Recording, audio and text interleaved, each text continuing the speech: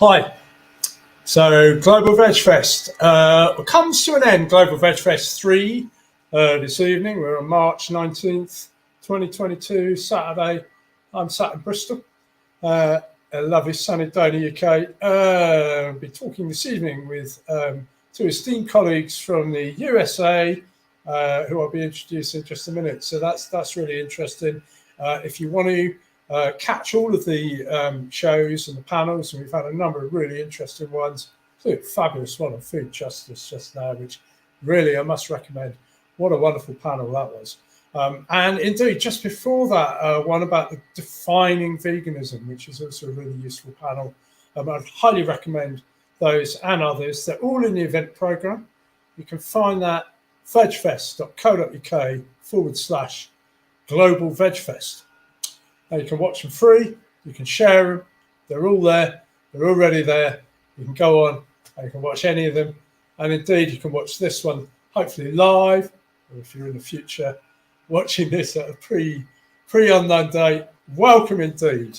And this is going to be a talk which is really about, we're framing this as a building a rights-based movement. And this is important to understand really what is a rights-based movement within the context of veganism, within the context of social justice movements across the globe, and specifically this evening within this, as veganism as a position of non-violence. So that's the subject matter, as it were. It's fairly broad. I should mention at this point, excuse me, we're in perhaps 3 or 4 weeks now into this really disconcerting situation in Europe that's unfolding with the situation in Ukraine. Of course, a number of war zones across the world. Ukraine very much in our minds at the moment.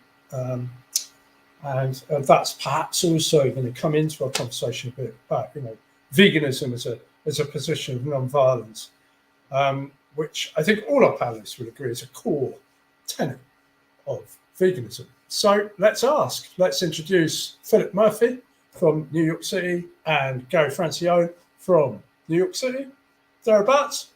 Let's see if they're there. We're there. Here's Gary. Here's Phil. Nice to see you both. Good evening. Hi, Tim. Hey, Tim. Good to see you. Hi, Philip. Well, thanks for joining us. And first of all, I'm just going to ask you both. I mean, first of all, Gary, you're quite well versed in a Jain philosophy and history. And Philip, I know you're a Buddhist. You studied a lot of these aspects, both of which, of course, have traditions of non-violence. Philip, would you just like to just open our conversation here briefly about some of the Buddhist influences of non-violence that you would say perhaps influence where we are now in the 21st century with what we know as veganism? Sure, thanks, Tim. And just because people ask, the scroll behind me, the characters stand for Buddha mind. That's the translation in English, because people always ask that. And to build on your comments, I came to Buddhism at a time when I was being first exposed, almost co-concurrently, to veganism. And it feels serendipitous looking back on it now, but where the obvious commonality is, as you pointed to, the core ethos that's shared by what you could refer to as pan-dharmic religions, meaning Buddhism, Hinduism, Jainism, and I would add the practice of yoga. And Gary, has a deep history in Jainism, as you pointed out too. And the concept of ahimsa, which translates as dynamic harmlessness. So active, not passively, but actively seeking to refrain from harming sentient beings. And it is very explicitly, certainly I can speak for the Buddhist tradition and the Buddhist text, the moral community does encompass all sentient beings, not just human beings. So, and that's, I'm an activist in that space. And despite that being the case, I mean, there's a lot of factors that come into people not honoring that. It's honoring that, which it's part of the first precept, and that comes from the Eightfold Path, the path of right action. Within that is what is articulated as the first 3 precepts of 5 lay precepts in Buddhism. And the first precept is to refrain from harming sentient beings. So that has really informed, again, they came into my life at the same time, about 25 years ago now. And it is just foundational to any understanding of veganism properly understood, not as a diet or as a, health, regime or anything like that. That it is a philosophy, as we know from the Vegan Society definition, which I know you will wanted to talk about. That it's foundational. Brilliant, Philip. So it's a sort of whole tradition. The tradition of non-violence is a tradition we've inherited through many millennia, I guess. And Gary, I'm sure you concur with that with Jainism. Yeah, I mean for Jains, the concept of himsa or violence is anytime the soul is in a situation of non-equanimity and is in a passionate situation. So it's not just when one is engaging in violent action. It's anytime the soul is basically vibrating and interacting with the material world. Because in a sense, what for Jain, if you look at Jain theory, violence is any interaction of the Atma, the soul, with the material world. As an extreme example of that, killing, sort of the soul being in a passionate state and killing is considered to be sort of the one of the worst things you can do. And it doesn't matter if it's a human or a non-human.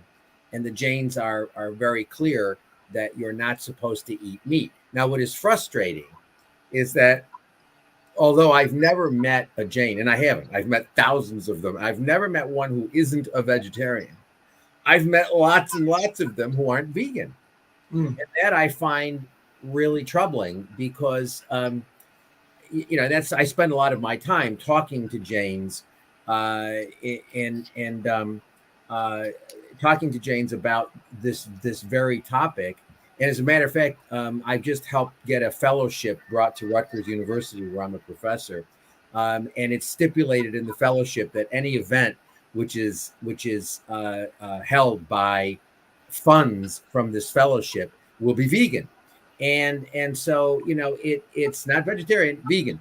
And so I'm trying to get Jains to understand that there really is no line. There's no line between meat and dairy and eggs and wool and, and silk. All of this stuff involves himsa or violence of the worst sort because it involves killing.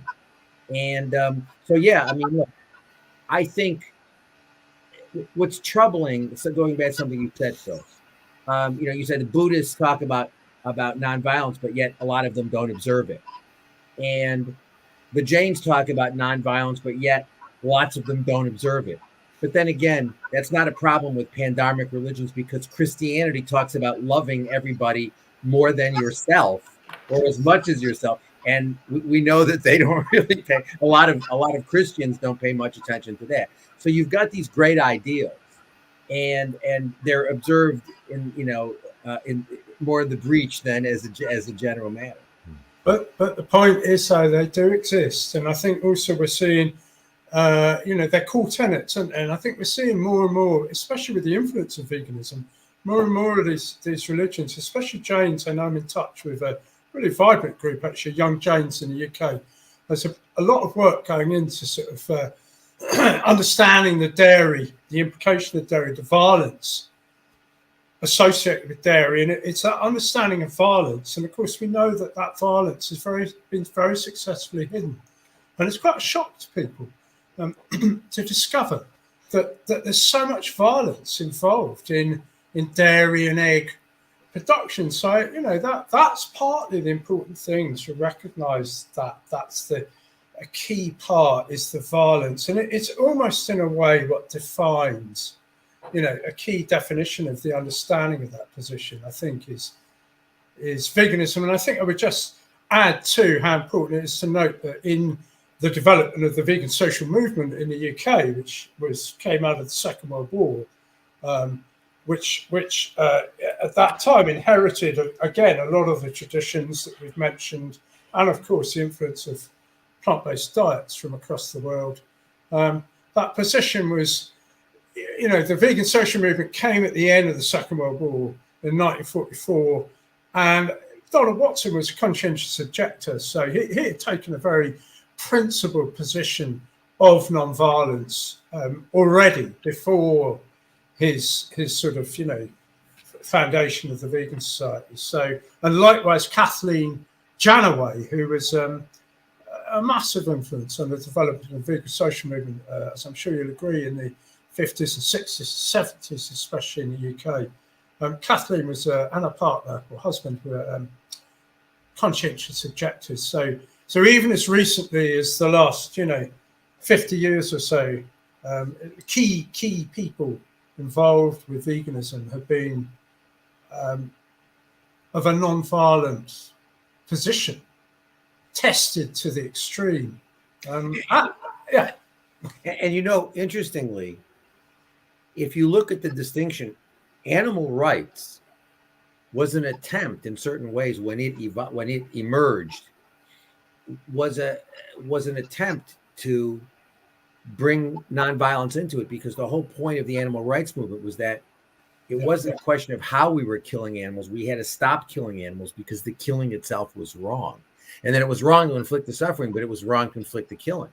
And unfortunately, we don't really have the animal rights movement, to the extent that it still exists, is really just the vegan movement, as far as I'm concerned. But interestingly, the animal welfare movement, which is the dominant movement, is a pro-violence movement. That's the irony of it, because the welfare movement says, well, it's all right for us to continue to exploit as long as we do so in a more humane way, as long as we do so, if we moderate it, if we're more benign in our relationships with animals, that's okay. And, I obviously disagree with that big time, but... And rightly so, Philip, I think you would too, because, and I think this is key to understanding veganism is a position of non-violence. And so this kind of idea about, treatment, as long as we look after our animals and that's fine. Or indeed, people who perhaps go, it's only a little bit of milk, or it's just a little bit of cheese, it's just a little bit, it's not really harming anyone, is it? What would you say with that, Philip? I mean, well, I know what you would say, but say it, please. Right. Now, it's back to the framing of I'm trying to recall exactly Gary's term about, physical integrity, like the right to have bodily autonomy and bodily integrity is really the core thing. It's not about treatment. That sentient beings, by definition, have this right. It's a violation to disrupt or to cause violence that disrupts physical integrity. That's really what we're talking about. Yeah, for sure. I would take it one step further and say domestication is itself a form of violence. And I mean, because the solution for the animal right, I mean, if we want a world with animal rights, we don't want all the animals to be set free because they can't take care of themselves because they're domesticated animals. We want people to stop consuming animals. We want to take care of the animals that we have here now, but we don't want more domesticated animals to come into existence. So in a sense, if we recognize animal rights, domesticated animals stop existing because we can't justify domestication. Domestication itself is is violence. I mean, because what you're doing is you're bringing beings into existence who are submissive and subservient, and you want them to be submissive and subservient. That's the virtue of a domesticated animal. That is itself, I think, a violent position, which is clearly not nonviolent. And that's it, and that's a key understanding to veganism. Really. It's a position of non-violence. So really, that's the guiding principle, if you like. So if your sort of solution involve violence, it's not really a vegan position, is it? You know, it's almost like a kind of key cut-off point that you can almost ask yourself as a guiding principle, because we know there are grey areas. There's areas of, you know, life that we'll come to in a minute. Actually, we'll perhaps discuss in a bit, but where you know, veganism can suddenly look quite different. But the principles remain the same, and the principles are non-violence and not using animals and avoiding the use of animals, and the goal is to end the use of animals. So really, that's where, if we're supporting these welfare changes and such like, and focusing on the treatment, it is in a sense violence. That's the position. So you know, Tim, one of the things that I get a question, I'm sure you get this all the time too. What's wrong with eating eggs from a backyard hen or something like that? You know, I mean, I probably get that 12 times a week. Interesting. Just for you saying things, as from Monday in the UK, free-range eggs don't exist in the UK because of they haven't been allowed. The avian bird flu isn't letting the birds out, so there's no more free-range eggs as from Monday in the UK. That's an interesting development, just to add a bit of news to it. But that's specifically different actually from the backyard hen. And now, interestingly, every time there's any sort of flu in Britain, then all of a sudden there's no more free-range eggs, and etc. Yeah. But free-range eggs means a lot of different things. I mean, free-range eggs is all a free-range egg is where the chicken has had some access to the outdoors. That can be being raised in an outdoor situation, but it can also be being in a large barn and having access to a very small outdoor space. You know, so I mean, free range itself is a problematic term, but you know, what I always tell people when they say, well, what problem would you have with eating the egg from a backyard hen? And the answer is, well, first of all, where are you getting the hens from? Because these hens all come from the same producers who are producing the hens, you know, for the large operations. You know, you're still killing all the males and all of that sort of stuff. But the bottom line is that a main problem, not the only problem, but a main problem with the backyard egg, or the egg that I take out of a dumpster. You know, I go to the dumpster and I find a fresh egg. What's wrong with eating it? And the answer is because you're still participating in this institutionalized violence. Even if you're not creating, even if by your egg you're not creating an additional demand, you're still participating in that institutionalized violence. And you know, you're still because if you were going through the dumpster and you found a nice fresh human arm that had just been put in there, it was really good, you know, it was nice and warm, you know, it hadn't been there very long, you wouldn't eat it because human beings are not things to eat. We do not regard human beings as things to eat. And the problem is that we regard animals and animal products as things to eat, but that's all part of the institutionalized violence of animal exploitation. We should not be participating in that. That if you are nonviolent, I mean, as I often say, I post this on my Facebook page all the time, the Twitter page. If words of nonviolence are coming out of your mouth, but the products of violence are going into your mouth, you need to think seriously about, you know, about getting rid of that dissonance. Because if you're talking about nonviolence and you're not a vegan, at least a vegan, you got to do more than be a vegan than to be a non-violent. But if you're not a vegan, there's something you're misunderstanding what violence is about. And even with backyard eggs and chickens, you know, when you think about where chickens were, so 200 years ago, chickens were laying like 12 eggs a year. But we've bred them now to be laying like 300 eggs a year. 300 eggs, right. That's violence. Every time that chicken is having to create and produce an egg, the violence on their skeletal systems and on their reproductive systems and on their their nutrient levels. This is what we're participating in. And I think from a Buddhist perspective too, Philip, or perhaps even lucid, just a sort of spiritual perspective or a religious perspective, or a holistic perspective, however you look at it or articulate it, this is a core tenet, is removing yourself from this participation in what is clearly violence, even if it's hidden. If we pay attention, it's fact. It's a very uncomfortable fact that is what we're doing. It's interesting, and the commonality of this coming up, the backyard chickens. I just was visiting my native Boston and staying with some friends who I learned have backyard chickens, and we had this conversation the other day in the kitchen. Yeah. So I just want to bounce back to with your prompting, the contemplative context and the idea that's intrinsic to Buddhism and other pandemic religions, but I can speak about Buddhism of karma.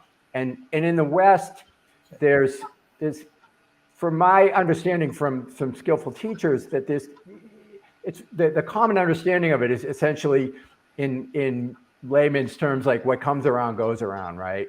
That it's reflexive. So if I do something bad, some bad things are going to happen to me. And it was pointed out to me that that's really the dynamic. That's really not an accurate framing of the dynamic. It's more about if I take a skillful action, skillful paths open before me. If I take unskillful actions, I'm limited. Unskillful paths open before me. I'm limited in my ability to pursue avenues that would be, fulfilling and, provide joy and equanimity for me and the people in my life. So I think that's a really significant piece about when it comes to the, I guess you could say, transmaterial impacts. The material, I mean, you can beginning and end with, this is materially violent on the victims of, violence visiting on sentient beings, be they animals or humans, with the capacity to suffer as an operative definition of a sentient being, and that it's crucially important to evolve, continue to evolve spiritually. These are impediments, and that they take me off track if I'm involved in them. And this, as Gary pointed out, in Buddhism, it's the first precept for a reason, just like the first commandment in Christianity is thou shalt not kill. The ending the life of a sentient being, that by definition, that life ends. It is no more, right? I just want to share a quote more in a contemporary term by extension, and I think this points to the social justice impacts, and considerations that are really important. Think about Donald Watson being a conscientious objector, as you mentioned, and that in Buddhism, these precepts I mentioned, they're an ethical framework for behavior. So there's personal enlightenment and moving towards that, but one is responsible for behaving ethically in the world. But my friend, the American philosopher and activist John Sambon-Matsu, who edited a great book I want to recommend called Critical Theory and Animal Liberation, has a quote that I think really speaks to this point I'm trying to make. And he wrote, "In oppressing our kin, meaning other animals, we become estranged from ourselves, placing ourselves in perpetual flight from our own embodied, desiring, suffering, and potentially rational selves." So it's disruptive on so many layers, and participating in this violence, everything grinds to a halt, essentially. All the kind of forward movement that I'm trying to do, and as a member of the global community, to create a more peaceful world, because no justice, no peace. So working towards justice, and we'll talk some more about that. Yeah, I mean, the only thing, one of the things that gets me concerned though about, and I have conflicts even with Jainism about this, and that is this idea that really what we need to be doing is looking at sort of the harmful effects that stuff has on us, and I think that that sort of reinforces the narcissism which is dominant in our age. It's super dominant, and I think that because you know to the extent that one is trying to argue either from a Buddhist perspective or a Jain perspective, because the concept of karma in Jainism is actually very, very different from the way it is in other traditions. But I mean, basically, if you engage in violence, it conditions your soul such that you will have certain negative experiences because that's how you will perceive things as a result of the karma that you've attracted. The Jains have a view that karma is actually a physical thing that you attract when you engage in certain activities. And but part of it is I don't really care. I mean, it's yeah, I think violence is really bad, but I'm really not all that terribly worried about what effect it's going to have on me. I'm much more worried about the effect it's going to have on the animals, And I think we need. I think part of the what we need to move toward is the idea that the other really matters. It ain't me. It's like it's the other really matters. And in that sense, I like the Christian idea. I mean, I like that part of Christianity about the idea that the other is important, and the other is important because the other values himself or herself, as well. And I think I this gets me it concerns me a little bit, Phil, because to the extent that somebody's engaging in animal exploitation, they're not feeling any sort of karmic negativity. They're just having a grand old time, or they don't see the consequences, that the bad consequences that inure to themselves. That worries me. I mean, it's to me much more important to sort of focus on you are killing something, you are participating in institutionalized use, the sole purpose of which is to kill. And to take something which really matters to the other. And look, I think that every sentient being, every single one, I don't care how cognitively complex they are, every single sentient being values life. Even if they don't understand the concept of life, they wish to get to the next second of consciousness, the next second of consciousness, the next. And as far as I'm concerned, that's all that's needed.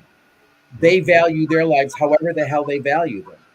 And we need to get away from this idea that it's all right for us to take them, particularly since 99.99999% of the time we're taking the life for transparently frivolous, stupid reasons like tastes good, it's convenient, it's traditional. This is what my grandmother used to make. To hell with what your grandmother used to make. Your grandmother, I'm sure, was a very nice person, but who cares? I mean, the point is, this can't be justified, and we've got to make it more moral. I think with moral justification. I think.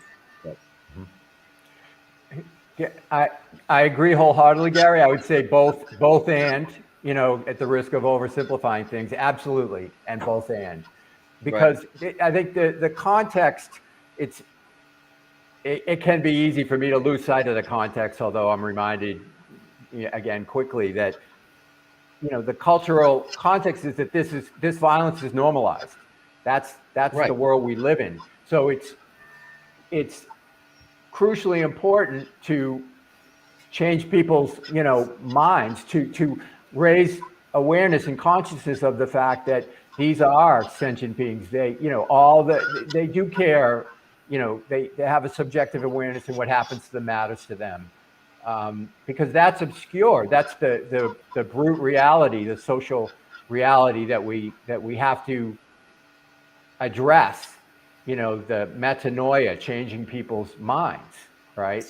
And that's our work, obviously, and it's it's challenging to do it without getting people being reactive. I mean, stating the obvious that we all live and breathe all the time.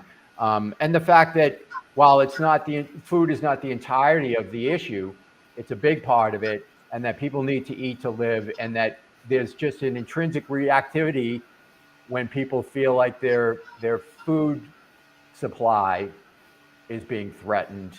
So this, I mean, all the stuff that, you know, we all know as vegans and vegan activists, but it's, I think to bring back to this change of mind, to educate people in a way that they can take it in and be really clear on the message that this is a message of, this is a social justice issue. The message is unequivocally nonviolence, always and everywhere.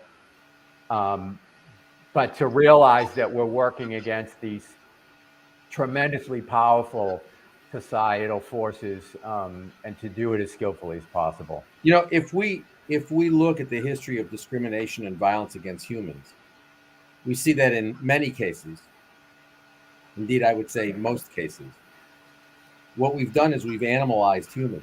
And once we animalize them, then we can put them on the other side and justify what we do with them, because we have this paradigm, this template of what we do with animals. So if you look, for example, during the 1940s, the 1930s and 40s, the Nazis were constantly promoting the imagery of Jews as rats. If we look at the imagery of Black people in the United States, I mean, as recently as when Barack Obama was president, you probably remember this, Phil, there were cartoons constantly about Barack Obama being a non-human primate. So you know, once we animalize the other, we can stick that group of people over on the other side of the line and justify what we do with them because they're animals. If we got rid of the template, you know, where we do what we want to with animals, if we got rid of that, then we would no longer have that paradigm.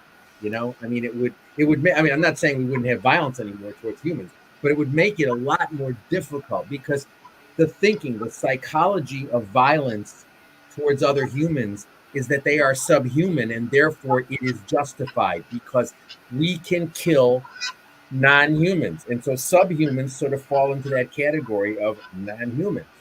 It's all very, very closely related, I think.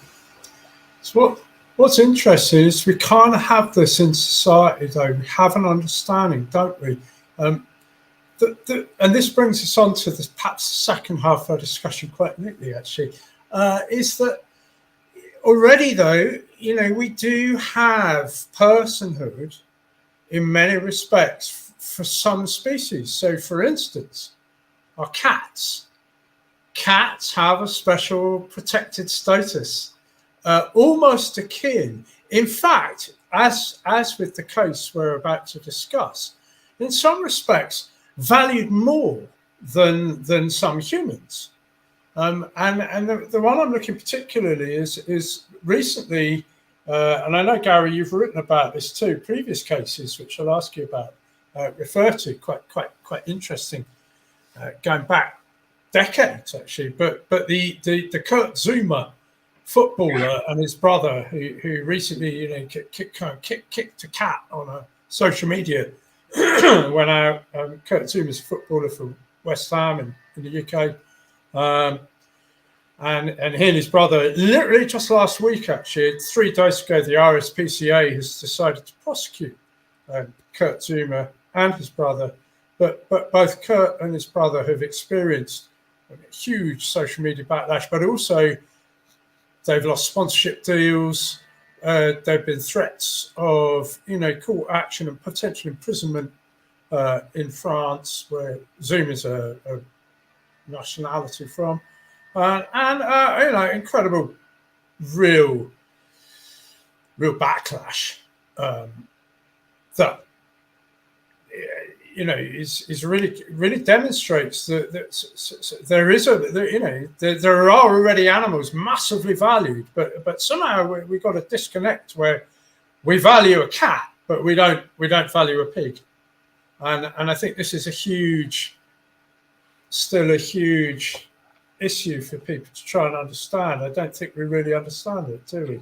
Well, it's complicated because even though people love cats and they love dogs and other companion animals, the reality is those animals are not persons. They are still property. So the irony is, if Kurt Zouma, instead of kicking his cat, said, "I don't want the damn thing around anymore," and took the cat to a shelter, a kill shelter, where if they don't find a home, they're gonna kill the animal, that would be fine. Because I mean, we have a very messed up way because the dogs and cats, Tim, are our property. We get to value them high, we get to value them low. Now, many of us who have dogs and cats, I have 5 rescued dogs. I love them. But the reality is, if I wanted right now, if I said, it's a pain in the neck to have dogs because I can't do things I want to do, I could take them to a veterinarian right now and say, kill these animals. And they would just give them a shot and they would kill them because they're my property. I get to determine what their value is. However, you are correct to say that there's a sort of a strange phenomenon in our society where certain animals are privileged. And I think the Zouma situation, it's not just dogs and cats, it's exotic animals like lions and elephants and things like that. We tend to sort of romanticize them. They tend to have sort of a social personhood, even though their legal status is still as property. They have sort of a social personhood, and we get very upset when they get harmed. Now, the Zouma situation, I find situations like that to be actually very interesting and useful to my educational efforts, because what happens is every time something like that happens, where you have Kurt Zouma who does something like that, you get everybody upset. And what you use that as a teaching moment to say, are you upset about what he did? Yes, I'm upset about what he did. Well, why? Well, because he hurt the animal unnecessarily. Well, why aren't you a vegan? Because you're doing that every single time you sit down and eat or buy clothing or whatever. You're doing the same thing that he's doing. So in a sense, it's an opportunity. And I've been doing this. There have been cases in Britain.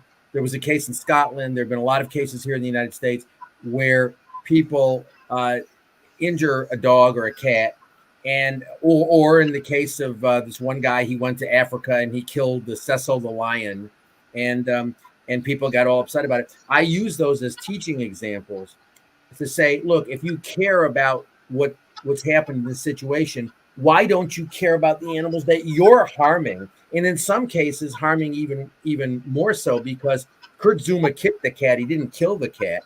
If you're sitting there, watching the news about Kurt Zouma, eating your chicken or drinking your milk or eating your eggs while you're cursing Kurt Zouma out for kicking the cat, you're participating in the killing of animals.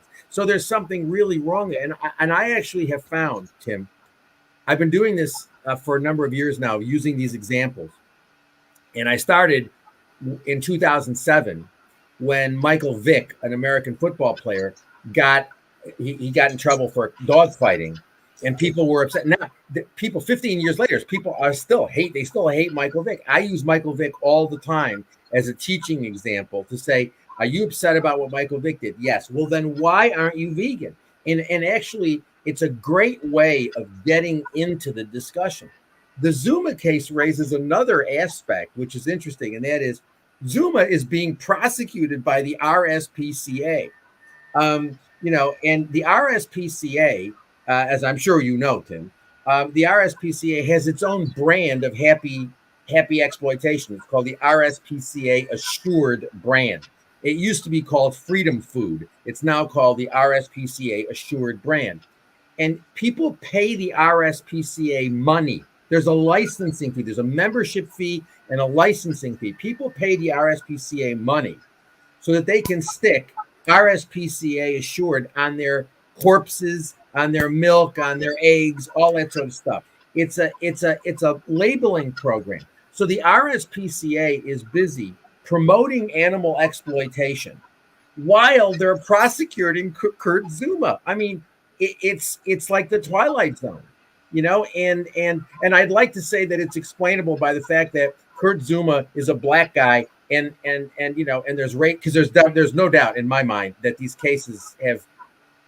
There's no doubt that we get more upset about black people doing stuff than other people. But the RSPCA went after a white woman in Coventry a few years ago named Mary Bale. Mary Bale took a cat and she put the cat in a wheelie bin. The cat was stuck in the wheelie bin. She didn't kill the cat. She put the cat in the wheelie bin. Cat was in the wheelie bin for a few hours.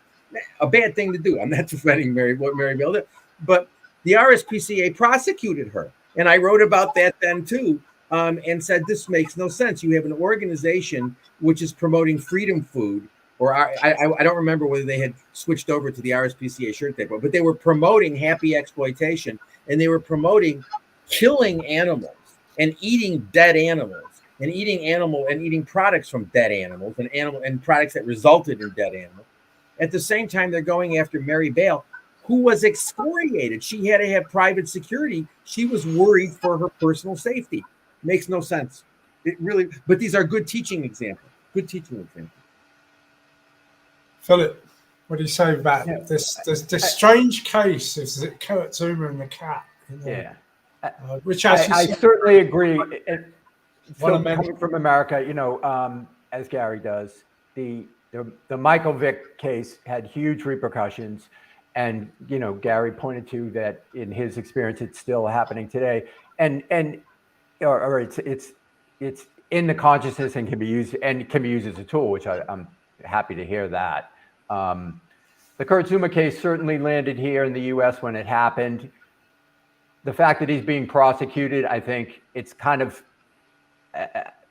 beyond the news cycle at this point, for, you know, and I'm not saying that's a good thing, but I guess where I want to kind of take this is to bring it back to the fact that raising awareness and raising consciousness is going to be crucial to moving the needle, so that we can really get traction with people stopping participating in violence against sentient beings. I just want to take a quick second and acknowledge with appreciation Laura Schleifer's comment, kind of affirming my both and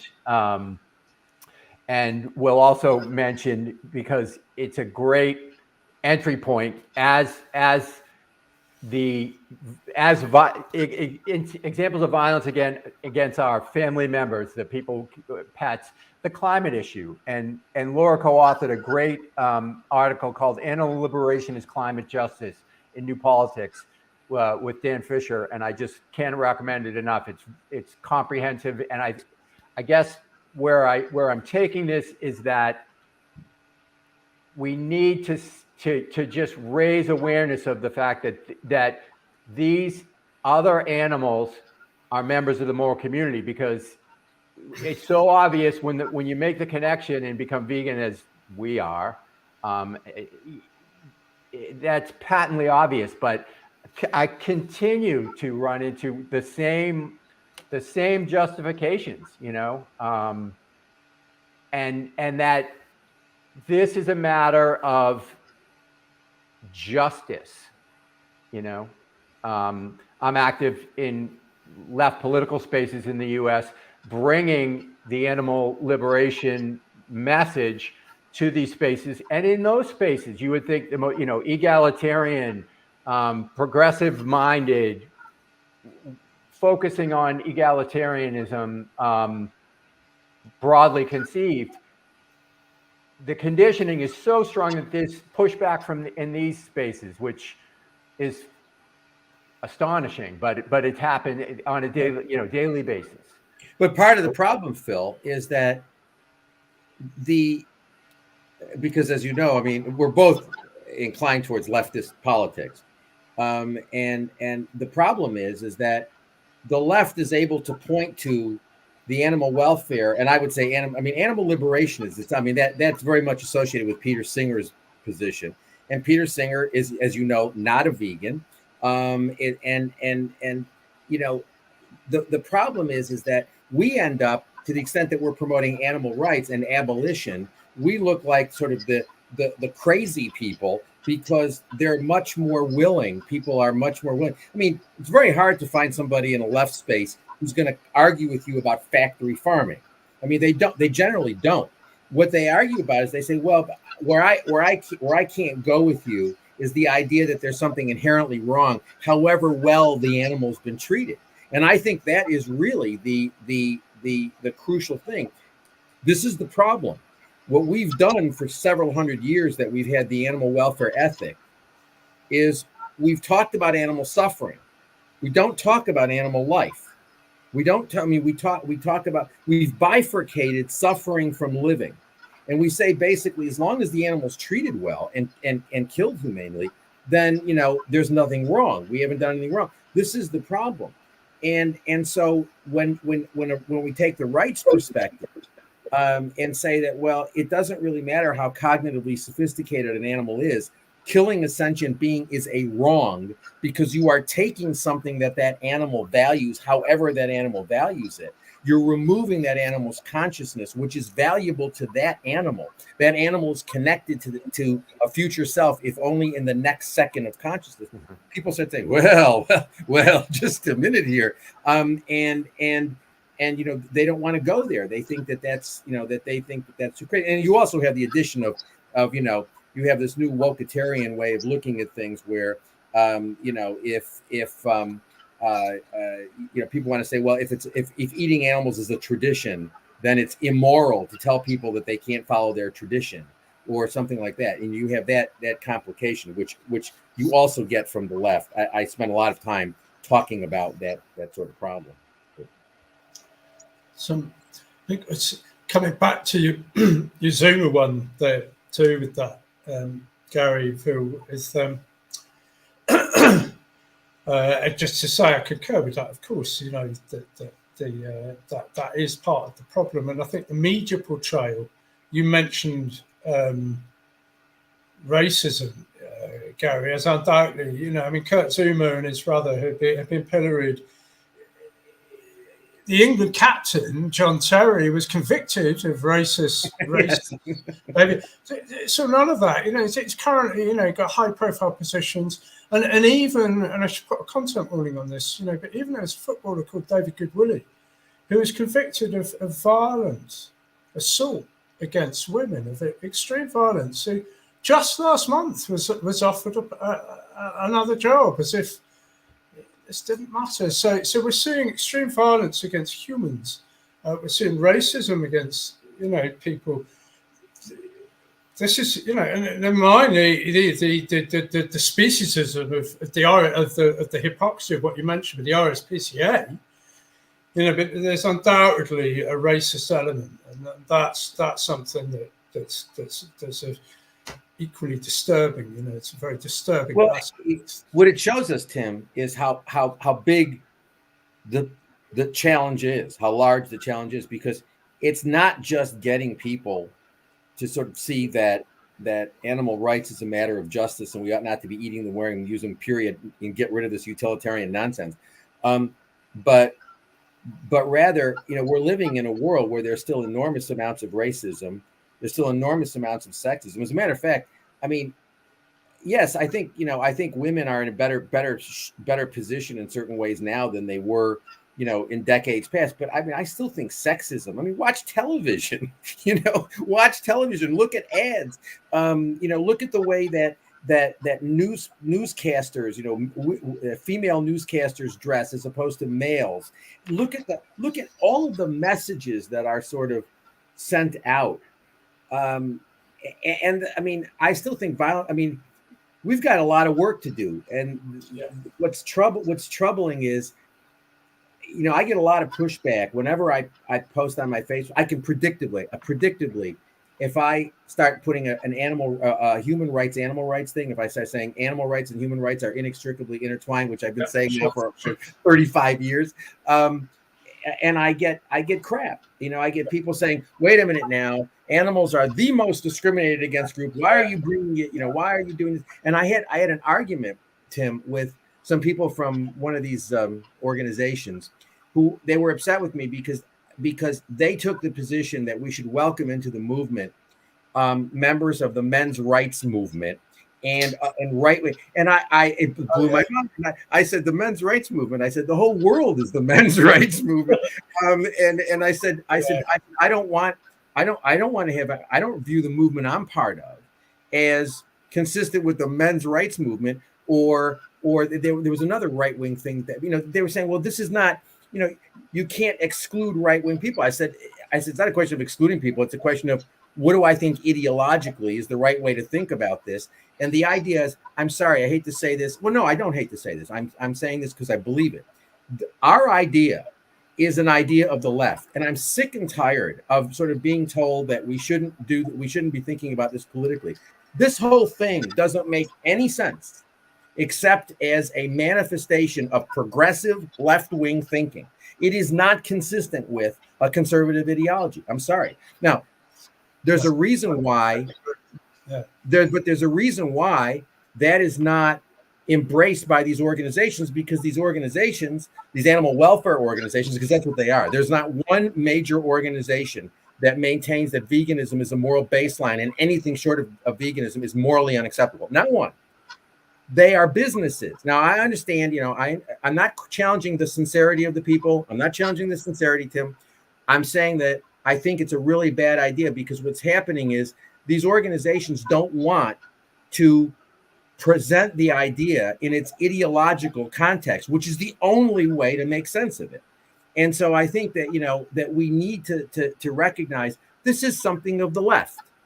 And, I could understand why a Veg Fest event, you don't want to sort of make it, sort of a meeting of the English Communist Party or something. I understand why you might not want to do that, because what you're trying to do is introduce people primarily to vegan food and other vegan pride. You're trying to sort of get them in to sort of see that there is something that it makes a lot of sense, that they taste good, they can look good, etc. I understand. But the reality is you can't really separate this stuff ideologically. And I think, we just can't do it. Well, I think too, I would just put a very clear point about, many times we've heard this, and I've had to really think this through from a position of VegFest, of course, because, the primary thing of function of VegFest is to help people get into veganism and then understand and deepen their understanding of it and the resolve and their activism, whole other things. But we know that if your tent is so broad that you're going to welcome in known bigots, known racists, known transphobes, known homophobes, known sexists, who repeatedly are of that behavior, what you do, you don't have an inclusive movement, because by nature you exclude the marginalized groups who are threatened and oppressed by that ideology. So whilst we would always want to embrace a broad tent, and veganism was always developed as a broad tent, and rightly so. Even so, we have to recognise that if we're to broaden our tent to allow discrimination and bigotry in our movement, we're going to exclude probably the very people who really will value the benefits of veganism, right, as much as anyone, and understand those concepts of justice and fairness and equality, because they're systemic oppression that they have to endure. So it's a really big one. And Philip, I know that all groups. I know the group that you work with, like the Animal Rebellion. We've all got that ongoing issue of, it's a question we always have to ask ourselves. We keep asking ourselves as to where do we draw those lines? At what point do we become exclusionary by trying to be inclusive, or what point do we become inclusive by being exclusionary? Well, I think the point was made earlier by you, Tim, that if the line is normalizing and in some cases valorizing the exploitation of sentient beings based on morally irrelevant traits, that's a non-starter. You're not in the tent if you're doing that, despite you're saying, oh well, I understand, that invariably in my experience, at one remove, I don't get too close to this crowd, but that there's it's not about justice, it's about personal health primarily, or environmentalism perhaps. But yeah, I mean, that's the litmus test for me.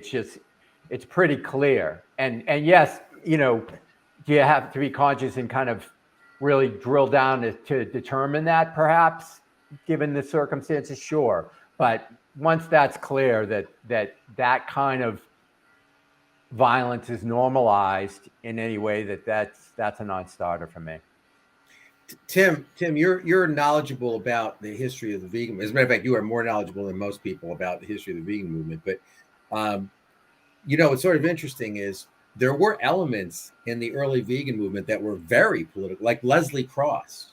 Leslie Cross is a perfect example. I mean, Donald Watson was a pacifist, and he was a conscientious objector, but Leslie Cross was really had some pretty radical ideas. Very radical, yeah. Yeah, I mean, and in many ways, a lot of the people in the vegan society thought he was too forthright about this stuff. But he was. I actually discussed Leslie Cross in my new book because I really love Leslie Cross. I think he had it right. I mean, I think he had it right. He was basically saying it is not a question of sort of treating it. It's not a question of treatment. It's a question of abolishing all animal use. And I mean, and he was saying that like in 1948, 49, it gets lost. I mean, we don't have, I've been trying desperately to sort of pull that idea back in for the past 30 years, but it's a real uphill struggle because the movement is so dominated by this utilitarian bullshit. And I don't mean to denigrate bulls in that way, but it's just so weighed down. What I would say, Gary, and I would say this on a very positive note, because we've noted this, and I would particularly pay credit to some of the emerging women of the global majority. We've just had a fabulous panel on about food justice. One of the things we've seen over lockdown is we've seen some really, really strong women voices emerging from different cultures and different heritages. And that's really challenged the grassroots, I would say, is in many respects a very healthy, justice-based, pro-intersectional movement. In many respects, it's really evolved, and partly because I think people have taken it upon themselves. Right.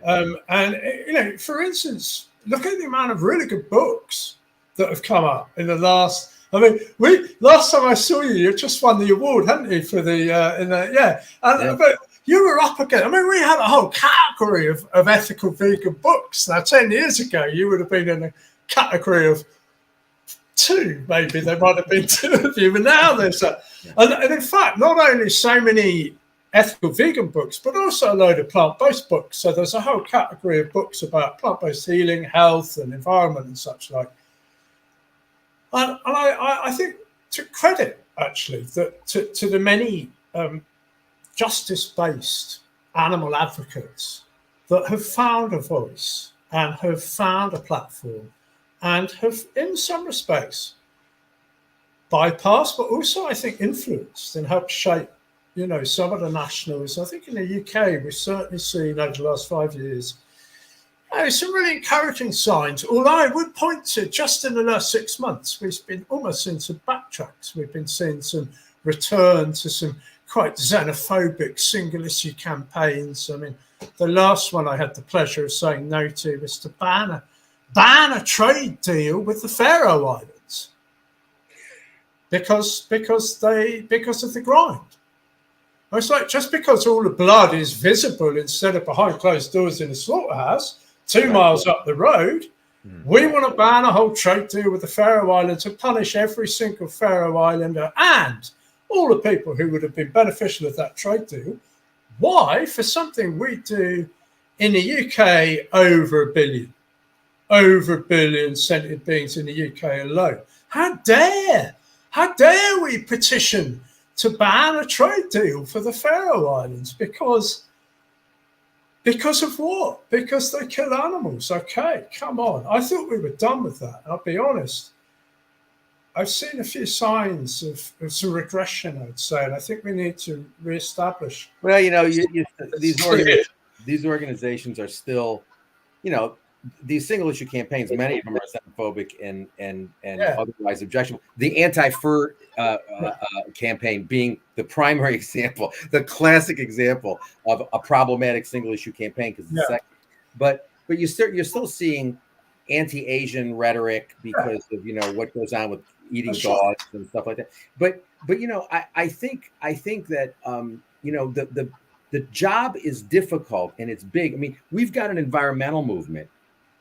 I think we've discussed this before. I know Phil and I have. We've discussed it over dinner. Is this idea? When I was all excited about Extinction Rebellion until I realized that Extinction Rebellion was not going to take a position on veganism, and I thought, well, how the hell can you be an environmentalist and not take a position about veganism? But they still haven't. And still, and Phil and I have also talked about how Animal Rebellion is still focusing on the individual. It's not the individual who should, we're not focusing on individuals. We're talking about there should be change in systems. Well, you ain't going to get any change in systems as long as individuals think they have no obligation to go vegan. So we've got to really drill down on this. Credit an organization actually that has done that in the climate change movement, and that's the Plant-Based Treaty. Anita Krantz from the SAFE movement has set that up. We're going to try and get Bristol to adopt the Plant-Based Treaty next month. I think we're going to have a petition to the council and such like. But what's interesting about the Plant-Based Treaty is they have a very clear vegan position where they don't just underpin, but they demand individual action, and they make it very clear that systemic and institutional change will not happen without a clear individual. And that's something that although both Animal Rebellion and Animal Think Tank, which is another really good group, they've got some, I still think they're missing that there should always be that absolute minimum. And Gary, again, I'll credit you in part, in fact, largely a part of this, but very much centrally in this, with making sure this is established that amongst the animal groups that veganism is the bottom line. None of it makes sense unless we're adopting a position against the commodification of all animals. And if we're not, well then, but when we are, guess what? We've got a pretty strong case. It strengthens our case to advocate for animals because we recognise that there's a morality and there's rights there. There's some importance. This is my 40th year as a vegan, and I've been doing this work for 40 years. I still haven't seen a good argument for not being vegan. Never. There isn't a good argument. There are just lots of bad arguments. Lots of bad arguments. Bad vegan arguments. Gentlemen, we've been chatting an hour, just over an hour. Before we go I'd like to touch on one other area, which Pat spent 5-10 minutes ago. This is a sensitive area, but I'm going to ask. I don't want to. This could be incongruous too, in a way, because we're lucky enough to all be currently enjoying a position of non-violence in our lives. But I think we're very much aware that not only is there an extreme violent situation in the Ukraine right now, and currently as we speak, we're 4 weeks into an invasion of Ukraine of extreme violence, a real terrorizing of people. But also we're aware that, as our guest Laura Schleifer eloquently pointed out, Palestine, there's been a war going on in Palestine for probably 60-70 years, all our adult lives, that the UK and the USA underpin, and likewise in Yemen. There's a war there that the UK and USA governments and societies are completely up to our eyeballs in. There's some awful, really violent situations. There's a terrible, situation in Afghanistan 6 months ago.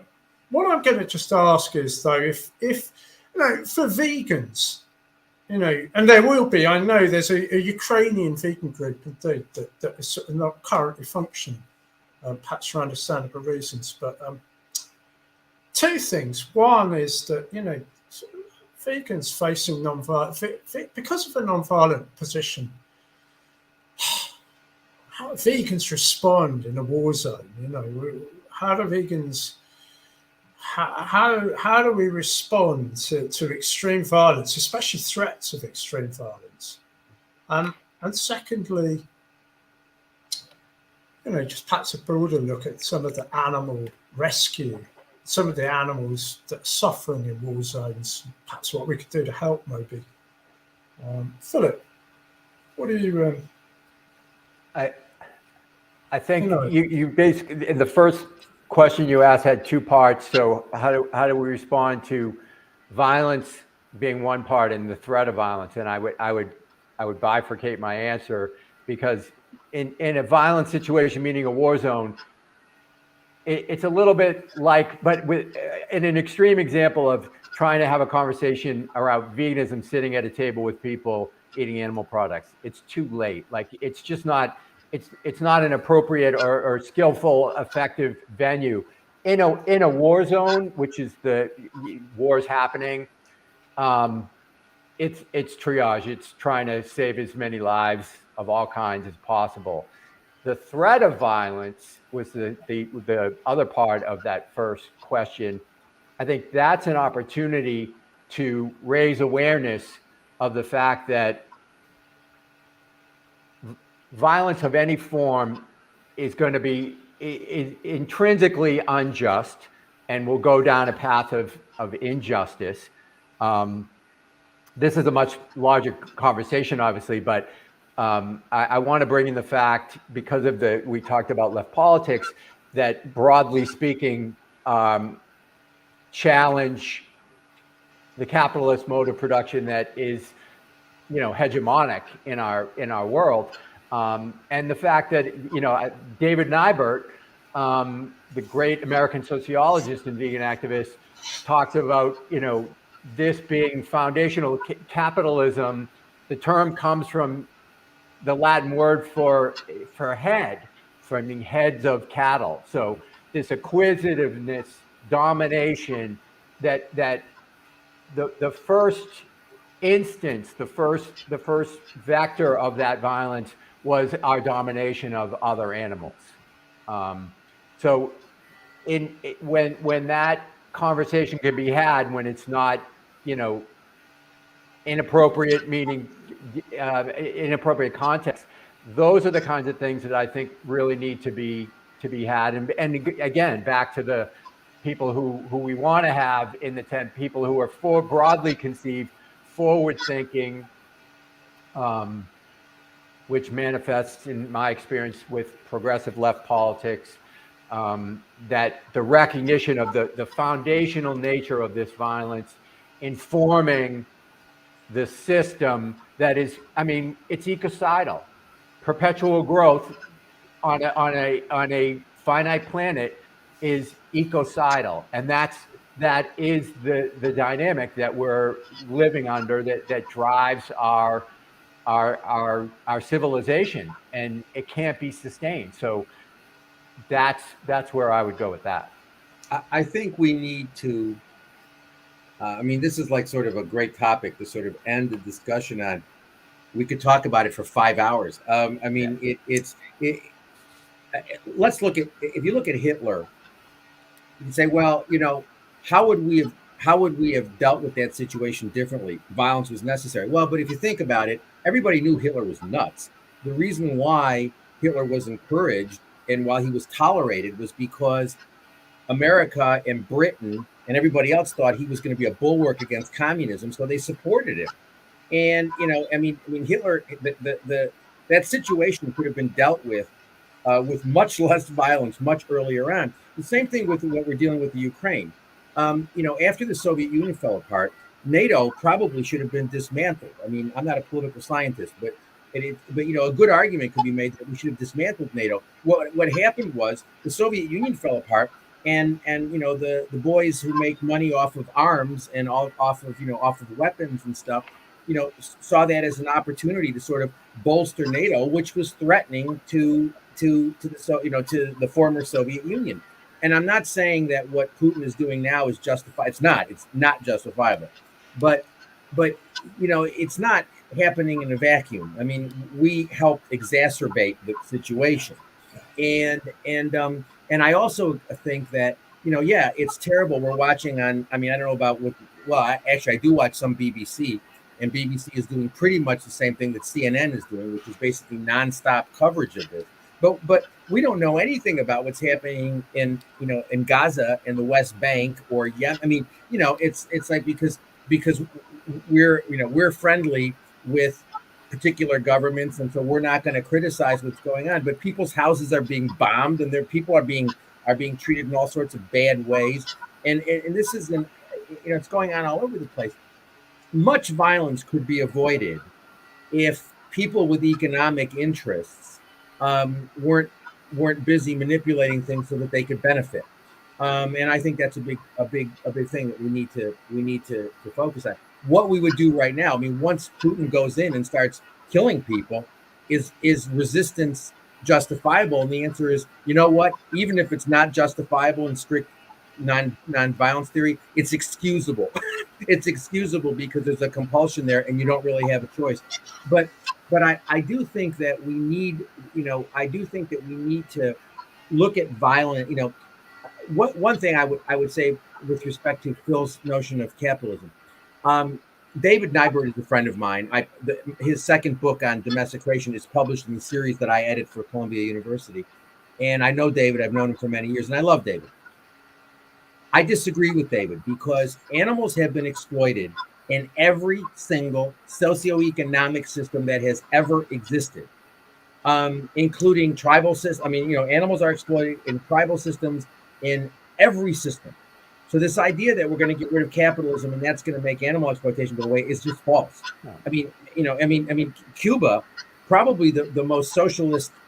I mean, animals were not treated well when Fidel was around and in Fidel's Cuba. Animals certainly were not treated well in the Soviet Union, and animals are not treated well in social, in democratic socialist situations. Animals get screwed in every single socioeconomic situation. Indeed, the way we treat animals, in a way, presents a serious problem for classical Marxist theory, because classical Marxist theory is that morality is determined by the economic system. Well, when it comes to animals, it seems that every economic system can tolerate violence to animals. I mean, it presents the way that animals are treated, I think, presents a serious issue for classic Marxist theory. But I think democratic socialism is much better for humans, but I don't think that any situation is ever going to be good for animals. If there's a moral question, we have to decide whether animals are things. Once we reject that they're things, everything will fall into place. Until we reject that they are things, nothing will fall into place. In my judgment. I agree, Gary, in that animal exploitation has been pervasive. The way I take Nybert's thesis is that the hyper accumulation was the nature of capitalism, and this hyper acquisitiveness, is what's informing that. I would push back, I think, but to agree that raising awareness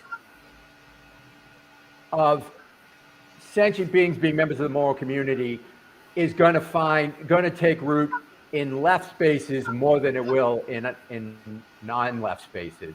So that's why I think there's the fertile ground. I mean, the egalitarian nature of left politics is where we have a foothold, and that it's raising awareness that these are members of the community and should be respected in bodily autonomy, respected and to be allowed to flourish, and not, not commodified as property.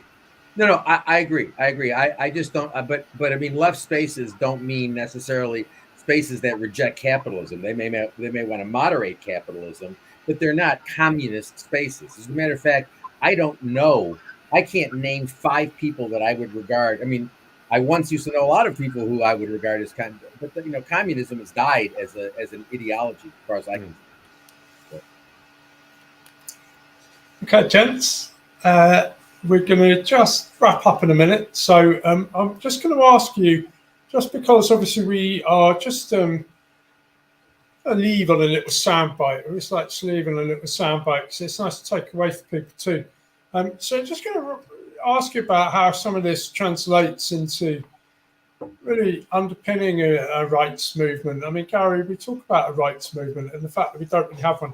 I think we do have one, but it's still in its early days. I think we can see there's some real progress there. But how would we say that what's the key word? I mean, the one key word I've been thinking about really here, when you think about the way people react to Kurt Zouma and the cat, and how media reacts to one war and another, how we react to different, how the RSPCA acts. It's a lack of consistency. It's a moral consistency, I would say, that is a key aspect that underpins a rights-based movement. Is that really we have to try and apply these morals. We have to try and apply them consistently. Is that fair? It's easy. Either animals are things that have no moral value, or they are beings that have moral value. If they are beings that have moral value, then veganism is not an option. It is absolutely required.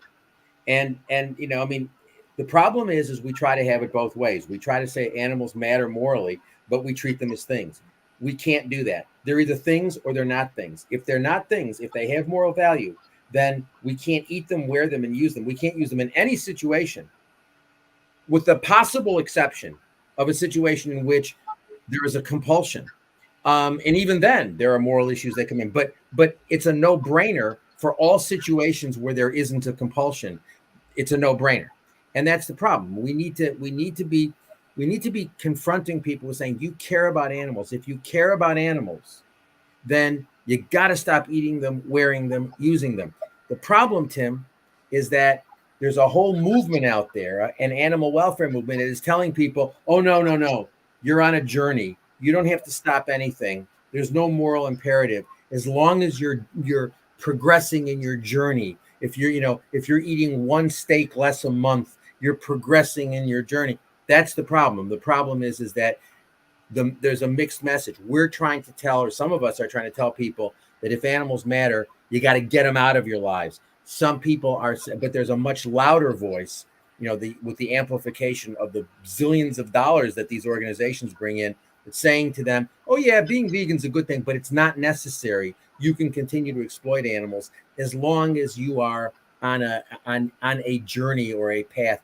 That's the problem we're fighting right now, as far as I can see. It's probably consistency, I think. Yeah. Philip, would you agree with that? Would you concur with that? I'm sure you would, but would you add to that? Consistent anti-oppression is the framing I use regularly, recognizing all sentient beings as members of the moral community.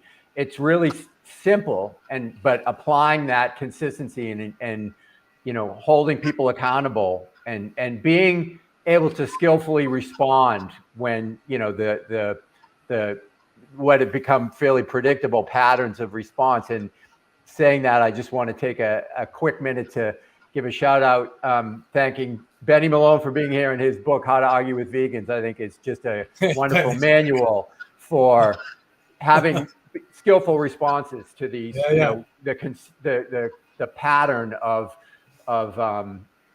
illogical and fallacious, attempt at justifying exploiting animals. Good stuff, folks. Well, thanks for that. And I'm just I suppose my little final word on is all it's about this, with violence. It's either violent or it's not violent. And veganism's a position of non-violence. So, it does matter a little bit of milk or a little bit of cheese or a little bit of this. And I get it. It doesn't look like it. but it is. And we know that. And if we're honest with ourselves, what we're really on about is that, well, this is violence. And if it involves violence, that's a position of non-violence. So if we're going to be consistent with our position, if it's a position of non-violence, then yeah, it does matter.